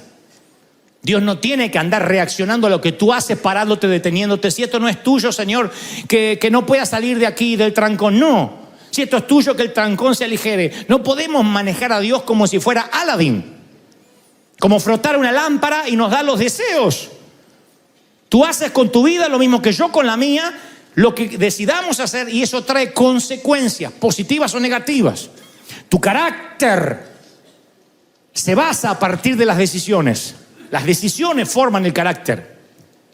Entonces yo no te voy a andar vigilando qué tú vas a hacer, ni Dios te va a andar parando y vigilando. Es una decisión que tú tomas. Pagas el boleto a Tarsis, te subes al barco y en el medio de la nada te vas a encontrar con el Señor. Y lanzó Dios sobre el mar un fuerte viento y se desencadenó una tormenta tan violenta que el barco parecía que se iba a hacer pedazos. Miren qué literal, qué explícito que es el autor. No dice más o menos una tormenta de verano. No, parecía una cáscara de nuez el barco. Mi querido, ¿y si esas circunstancias adversas que estás atravesando no tienen que ver con el enemigo, no tienen que ver con Dios, sino que tienen que ver porque vas a contrapelo, vas al revés, a contramano de donde Dios te mandó? Hay gente que hace meses tomó una mala decisión, otros hace años. Y a través de los años van a contramano luchando contra el viento del Espíritu de Dios. Yo entiendo que puede haber una tormenta tropical sobre tu vida, pero cuando la tormenta no para, y son años, años y años, ¿no estás cansado de estar endeudado? No me digan amén, pero con esa carita estamos de acuerdo. ¿No estás cansado? ¿No quisieras tener, no ser rico, tener para ganar en vez de tener para pagar? ¿No quisieras tener dinero para decir, me voy a comprar algo lindo, un calzón dorado para sorprenderlo a él, qué sé yo, en vez de tener que coser el mismo? ¿No estás cansada de depender de medicamentos y dejar esto? Hay gente que tiene una farmacia en la nevera, pero no porque está pasando una condición médica, sino una, dos, tres, sale de esa, un mes de estar bien y otra vez. Entonces, ¿qué? ¿Naciste para sufrir? ¿Estás en pecado? No necesariamente. A veces llevas años y años viajando para Tarsis, luchando contra los vientos. Y ojalá eso te afectara solo a ti, porque ojalá esto fuera un problema personal entre Dios y Jonás. La tormenta asustó tanto a los marineros que empezaron a arrojar el cargamento al mar para aligerar el barco. Era un barco de carga. No era un crucero de placer, era la gente que trabajaba de eso, estaba perdiendo su salario. Fíjense lo que un polizonte a bordo hace con los que tiene cerca. Un polizonte a bordo hace que nadie pueda avanzar, que nadie pueda crecer. Ese es el problema. Cuando un polizonte, va a Tarsis en lugar de ir a Nínive, hunde a toda la familia. Un día mi papá se enojó con el pastor. Yo era chiquito, así que no supe los detalles. Pero mi papá se enojó con el pastor, no sé por qué, o algo le cayó mal. Entonces un día dijo, no vamos a congregarnos más. Mi mamá dijo, ¿y por qué? ¿Qué tiene que ver Dios? No, es que no le quiero ver la cara más a ese, por el pastor. Y no nos vamos a congregar más. Y no es que nos vamos a hacer mundanos. Vamos a leer la Biblia, vamos a hacer devocionales en casa. O Dios no puede estar con nosotros también. Y tenía cierta razón. Pero de pronto su decisión de irse a Tarsis nos empezó a afectar a todos. Mamá enfermó de cáncer al poco tiempo. Otra vez el cáncer volvió la quimioterapia, la metástasis, los medicamentos que habíamos olvidado, otra vez volvieron a estar allí en la mesa de luz. Mi hermano fue convocado al servicio militar obligatorio en Argentina, casi lo matan. Empezamos a notar que la mano de Dios había apartado de nosotros por un Jonás. Es imposible ir a Tarsis y pensar que no va a afectar a tus hijos, que no va a afectar a tus cónyuges, te va a afectar. Yo recuerdo que nosotros nunca teníamos mucho dinero, siempre éramos clase media tirando a subsuelo. Pero recuerdo los 3 o 4 años peores siendo cristiano que pasamos. ¿Saben por qué lo recuerdo? Porque yo no me pude comprar un par de zapatillas ni zapatos por 4 años. Se me agujerearon de la lluvia, me entraba lluvia y no teníamos nada. Me acuerdo porque no podíamos comprar literalmente ni ropa interior. Fueron los años que mi papá dijo, no diezmo más porque eso para el Antiguo Testamento. Se puso teólogo el viejo, la primera vez que se puso teólogo. Y cuando alguien me explique que eso no es tan Malaquía y solamente para los viejos, que alguien me lo explique, yo voy a diezmar. Y cortó. Y empezamos todos a vivir una escasez. Antes de eso había milagros. Yo no tenía para el manual y venía alguien y decía, mira, me sobra este manual, lo compré equivocadamente, déselo al chiquito. No tenía para zapatos y alguien justo dejaba unos zapatos casi nuevos. Pero yo recuerdo como si fuera, lo podría contar hasta con un calendario. Desde el día que papá dejó de diezmar hasta el día que volvió a diezmar de vuelta, yo recuerdo esos años de escasez. Entonces mi papá no podía decir, es mi decisión. Nos afectaba a todos, el barco se nos hundía. Mi mamá un día lo agarró al viejo y le dijo, ahora vas a empezar a diezmar. Aparte el dinero lo manejo yo, porque en mis tiempos el dinero lo manejaba la vieja. Migraciones era la vieja, papá ni veía el sobre. Y dijo, por hacerte caso a ti, ahora estamos como estamos, yo voy a diezmar. No, es que yo no siento, me importa un cuerno lo que usted sienta. Yo voy a diezmar, dijo la vieja. Y se le plantó el viejo, porque al viejo había que plantarse. Mirá cómo gritan las plantadoras. Se le plantó así. Está bien, dijo el hijo, está bien. Mi viejo gritaba, pero cuando veía que delante estaba el muro de Trump, hasta ahí llegaba. Y la vieja empezó a diezmar. ¿Hubiera o no hubiera? Dice, como enseñó el pastor, antes de ver qué tenemos para pagar, la luz, el gas, primero lo de Dios que le estamos robando. Y empezamos a prosperar.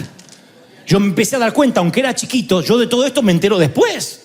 Pero yo de pronto me di cuenta que fui al colegio y en el colegio estaban donando zapatillas nuevas. Me di cuenta que alguien me regalaba un paraguas. La bendición vino para toda la familia, aún para los que éramos chiquititos. Volvieron los regalos bajo el árbol. Antes había calzoncillos viejos y remendados. Y ahora volvieron los juguetes. Yo decía, ¿qué pasó? ¿No le habían aumentado a papá? ¿No habíamos cobrado aguinaldo? Lo que había pasado es que estábamos de regreso donde Dios nos quería, a la obediencia. Alguien tiene que decir amén, ¿lo crees? Y Cuando hay un polizonte a bordo, se hunden todos. Y le dice el capitán: ¿cómo que duerme, Jonás?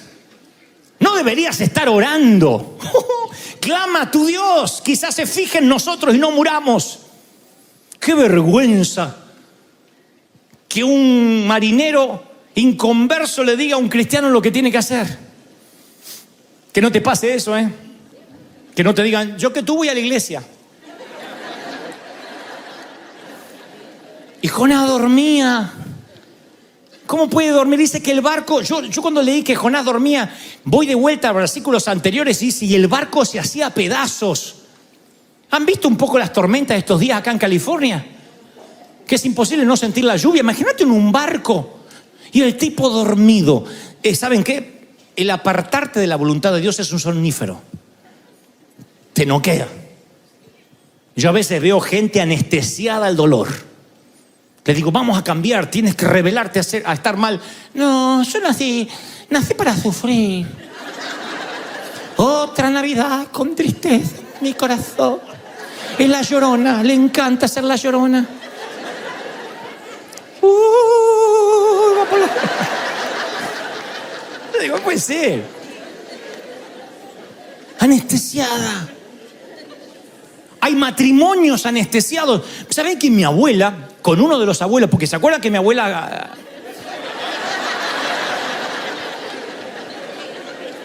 era rápida y no era corredora, para que se entienda? Tuvo varios maridos, pero me acuerdo, el que yo más conocí, el abuelo Santiago, se odiaban con la abuela. Años llevaban juntos.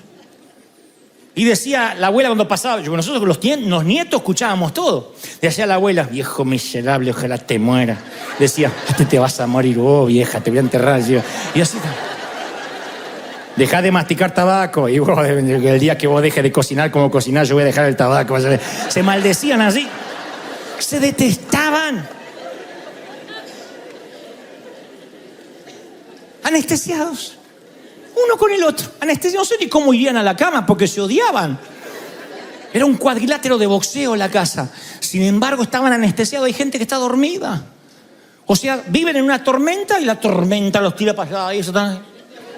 ¿Vieron esos muñequitos que hay en los lavaderos? La tormenta los hace así. Eso está: ¿cómo estás? Bien, acá. Sin plata, como todos los años. Y así duermen. Se acostumbran. No puedes anestesiarte en una tormenta.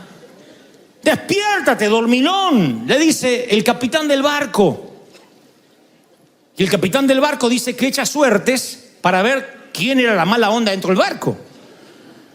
Y las suertes los dados dan para Jonás. Esto no es una licencia para irse a Las Vegas a jugar, ¿eh? Dios manejó esos dados para que estos inconversos, que de otro modo nunca se hubiesen dado cuenta, se percataran que había un polizonte a bordo. Le dijeron: tú eres el polizonte, así que nada personal, pero te vamos a tirar para que estas tormentas paren. Y lo arrojan por la borda, lo arrojan a los tiburones, y apenas lo arrojan a Jonás, se calma el mar, calma la tormenta. Y al ver esto, los marineros inconversos, se apodera de ellos un temor profundo del Señor y hacen votos con Él. Estamos ante una historia maravillosa. Un santo desobediente en un barco lleno de pecadores. No eran creyentes porque apenas se desató la tormenta, cada uno buscó a su Dios. Pero Jonás predicó aún en desobediencia. Todos los marineros se encontraron con Dios cuando vieron que tirándolo por la borda se calmó el mar. Dijeron: este es el Dios verdadero, entonces vamos a adorar. El tipo predicó desobedeciendo. Nunca supo que se convirtieron porque él estaba dando brazadas en el mar, mientras que los otros hacían votos con Dios. Pero esto me lleva a un principio.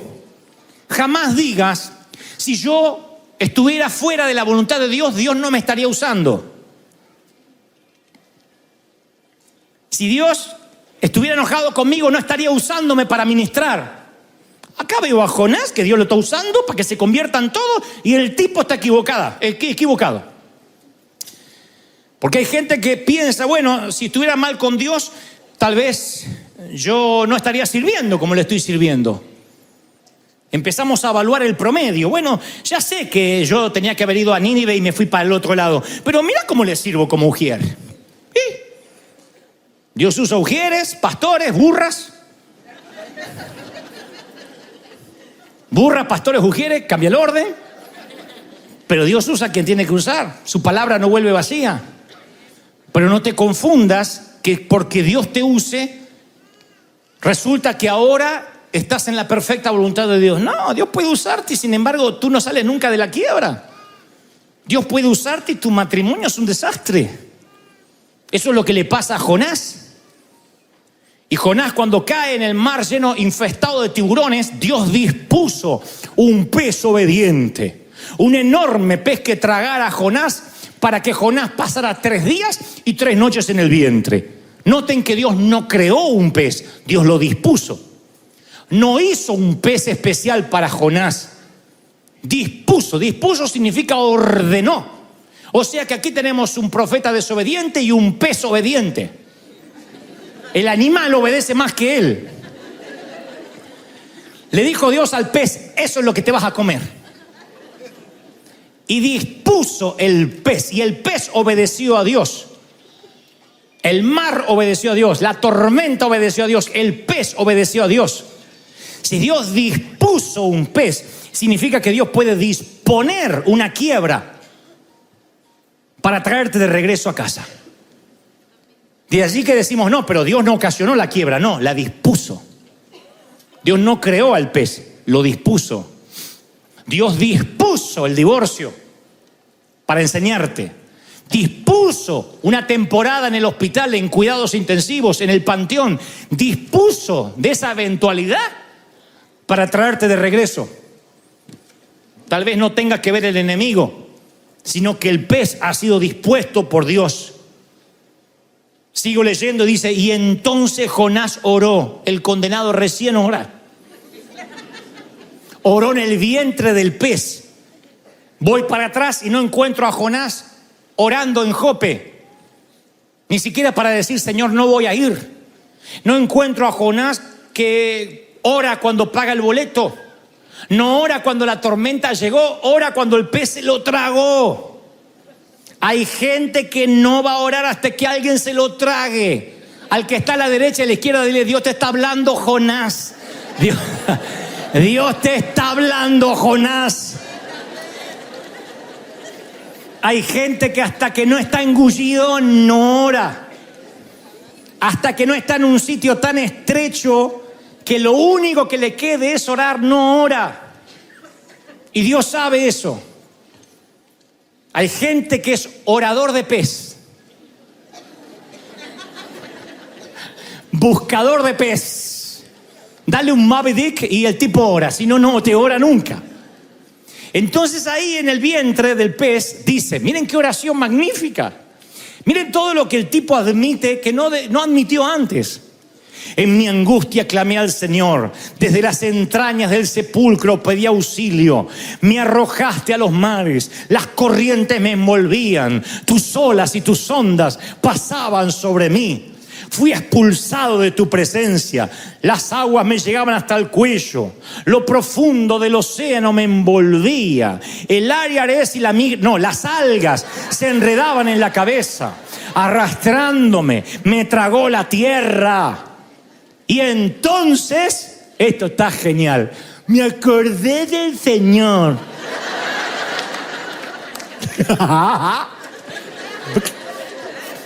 En cesta, se acuerda del Señor. O sea, 4.000 kilómetros para el otro lado, el tipo no se acordó. La tormenta de su vida, el tipo no se acordó. Lo traga un pez y dice, ay, entre la mucosa, entre las algas y entre los jugos intestinales del pez, se acordó del Señor.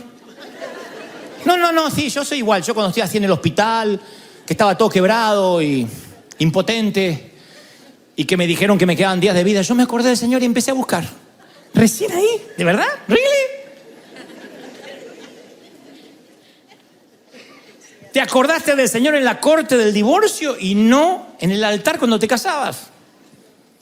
¿Te acordaste del Señor en la escasez y no cuando había abundancia? ¿Te acordaste del Señor cuando las cosas se pusieron feas y no cuando estuvieron bien? ¿Ahora te acordaste del Señor? Me acordé del Señor. Yo creo que si el vientre del pez te devuelve a la voluntad de Dios, tienes que agradecer por ese vientre del pez. Empezó a orar Jonás, empezó a clamar al Señor para obtener un boleto de vuelta a la voluntad de Dios. Y no fue un regreso cómodo. ¿Saben cuál fue la oración de Jonás? Te ruego que yo salga por donde entré.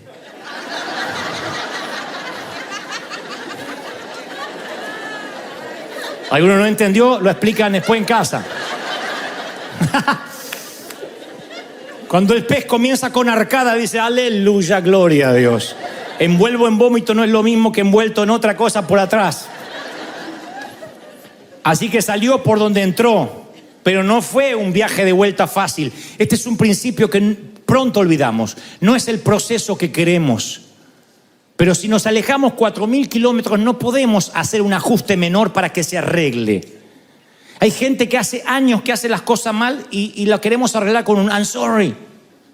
Tú no puedes ir en otra dirección sin darte unos cuantos golpes a la vuelta.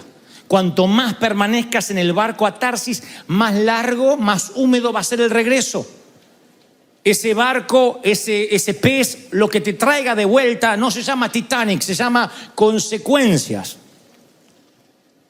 Y el barco o el pez de las consecuencias viajan contigo. Entonces hay gente que quiere, insisto, un de repente para que se le arregle años de hacer las cosas mal. Y vas a tener que sembrar mucho. Vas a tener, no estoy hablando del perdón de Dios, de la gracia divina. No está en juego, no está en debate. Hablo de la cosecha. Que el viaje de regreso siempre es difícil. Nunca, Jonás pudo haber dicho, ok, está bien, entendí. Con la tormenta entendí. Si quieres que vuelva, ponme un business de regreso. Y no a Bianca, quiero en American Airlines. Está bien, entendí. Con la tormenta ya entendí. Ponme un primera clase para regresar. No, ¿entendiste? Me alegro, pero vuelves en pez. Yo hice el pez y ese es mi medio de transporte. Vuelves en pez. Yo te quise pagar el boleto a Nínive, 900 kilómetros donde estaba. Te fuiste 4.000 para el otro lado y quieres volver bajo tus condiciones. Vuelves en pez. Pregúntele a aquel que atraviesa las aguas del divorcio si fue cómodo el regreso. Pregúntele a aquel que de pronto cometió errores, abortos, si el regreso a su salud mental fue rápido. Dios perdonó, Dios hizo las cosas nuevas, pero el regreso cuesta. Yo he tenido regresos en pez. Yo era un viajero frecuente de pez. Venía el pez, me volteaba y decía al asiento de siempre, me metía y me traía Dios de vuelta. Yo era viajero frecuente, era miembro admiral del pez. Y Dios me traía de vuelta una y otra vez y nunca eran regresos cómodos. Nunca. A veces confiaba en hombres de negocios, en empresarios, en vez de confiar en Dios. Y en vez de orar a Dios, iba y pedía que no tenía que pedir. El tipo me prestaba, a veces eran usureros y a veces no eran usureros, pero me volvían loco. Yo decía, si Satanás me hubiese prestado, no me salía tan caro. El tipo me volvía loco, me llamaba por teléfono, me controlaba. Y yo decía, Señor, ¿por qué? Porque yo no te mandé. ¿Para qué fuiste a hablar en tu desesperación? ¿Por qué no confiaste en mí? ¿Por qué no esperaste que yo pagara tu boleto? Si yo te mando a hacer algo, soy un Dios informado. ¿Por qué en tu desesperación quieres ayudar a Dios? Si Dios te dice, Abraham, tendrás hijos con esa mujer, ¿por qué te acuestas con la esclava para querer ayudarme? ¿Por qué quieres acelerar los procesos divinos? Cuando uno acelera los procesos divinos o desobedece, paga el boleto a Tarsis y vaya que lo paga, porque encima no incluye la vuelta. La vuelta es en pez. Y cuando estás en un vientre allí, en una zona estrecha, te acuerdas de Dios, pero cuesta dolor. Cuesta amargura, son consecuencias. Y Jonás es vomitado en la voluntad de Dios. Dios no hace nada hasta que él se acuerda de Dios. Y ahí dice la Biblia que es vomitado en tierra seca. No fue vomitado en Nínive, no hay playas en Nínive. Así que yo considero que fue vomitado en Jope, donde él embarcó. Y este no es un tema menor. Cuando regresas a lo que Dios quería que regreses, Él no te va a llevar donde te mandó. Tú tienes ahora que empezar a ir donde te mandó. Él te va a llevar a donde tú te empezaste a equivocar, al punto de partida. Diré esto una vez y que el Espíritu Santo te haga oír lo que tienes que oír. No te sorprendas si Dios te hace volver a sitios donde saliste por la ventana hasta que aprendas a salir por la puerta. A veces nuestro paso equívoco empezó al salir de un lugar mal y Dios te hace volver ahí. Yo era un muchachito impertinente que me llevaba el mundo por delante de todos los complejos que tenía. Mi manera de tapar los complejos era volverme a veces petulante, cosa que no le cuesta a un argentino.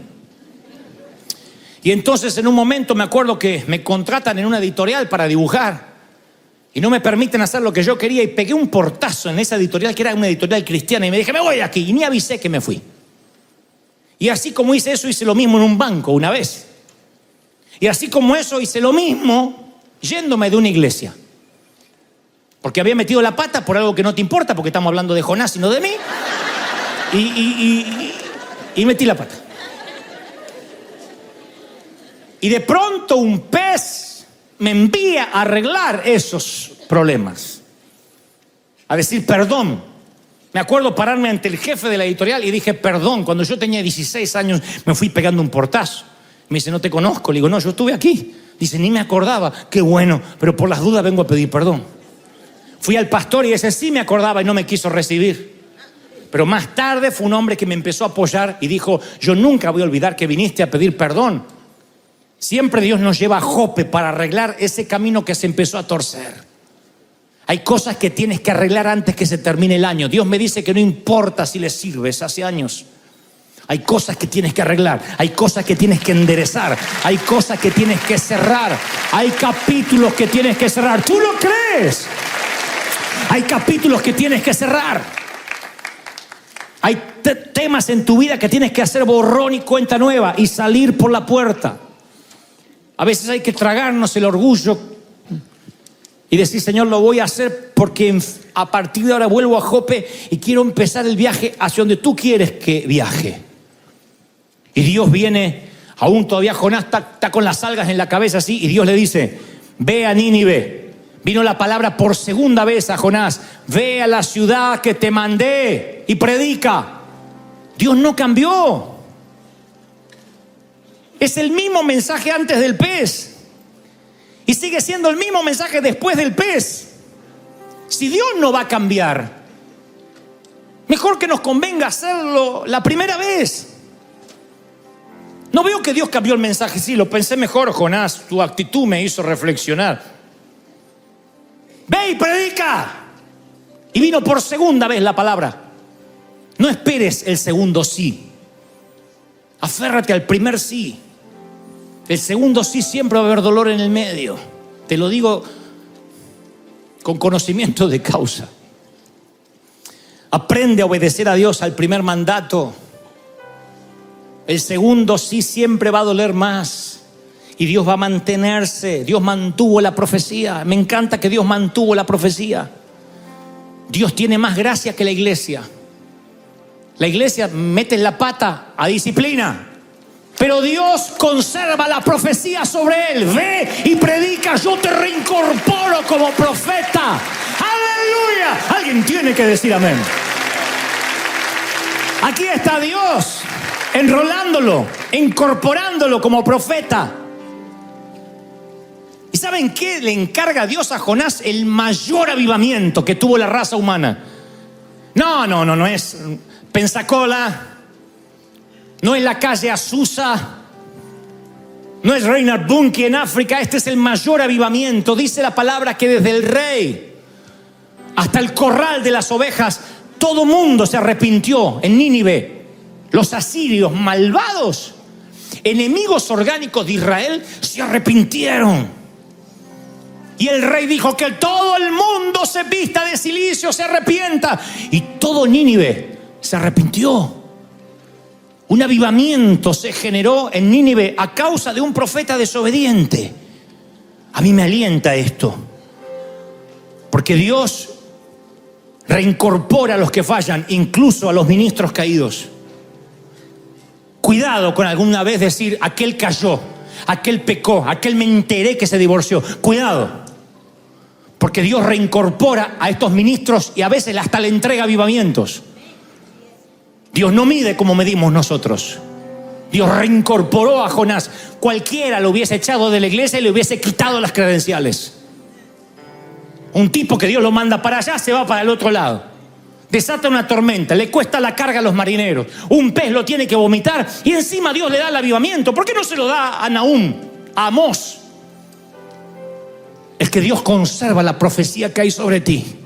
A pesar de que te desviaste, a pesar de que tuviste años metiendo la pata, Dios dice, si tan solo tú vuelves a Jope y crees que puedes obedecer y dices, Señor, esta vez no me voy a mover de tu voluntad, yo voy a conservar la palabra que solté sobre tu vida. Vas a ser un canal de bendición, vas a provocar el avivamiento, no en la calle Broadway, sino donde vayas. Te voy a bendecir. Si crees que Dios habló, celebra con un aplauso al Rey de Reyes. ¡Wow! ¡Wow! Vamos, dale un aplauso. El Rey está en casa. El Rey.